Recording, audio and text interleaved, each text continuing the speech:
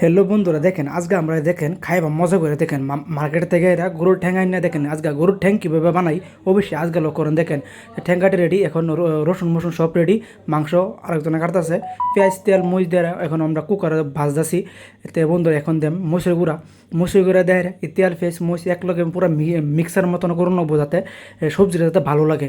অবশ্যই বন্ধুরা আমাদের কাছে কিন্তু কুকার আছে, আমি কুকার অবশ্যই বানাই না, কুকার বানাই না মানে মাংস সব আইলে যা দেখেন জিরে করে ওদের করে দেয় দেখেন মাংসটা এই তেল পুষ দিয়ে পুরো মিক্স করতেছি, বা অল্প নিমক দিতে লাগবো, নিমক না দিলে কিন্তু আবার টেস্ট হইতো না।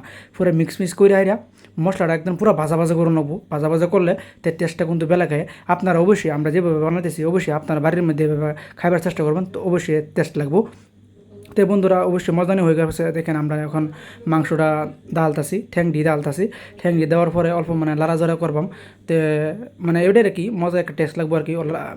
মশলা মজা হালার পরে কিন্তু ঠ্যাং স্যাং দিন লাগে তেমন টেস্ট লাগবো। তো এখন মানে ঠ্যাং স্যাং দিয়ে লাড়াচাড়া দিতেছি, তো লাড়াচাড়া দিয়ে ফার্স্ট মিনিট পরে দেখেন এখন লাড়াচাড়া দিয়ে থই দেম, ঘুরে চুরে থই দেম। তো পরে দেখেন এই দেখেন বন্ধুরা ইনশাআল্লাহ রান্না বাড়া হয়ে গেছে, মানে একজনের পাতো একজন এক করে ঠ্যাং লইতেছি।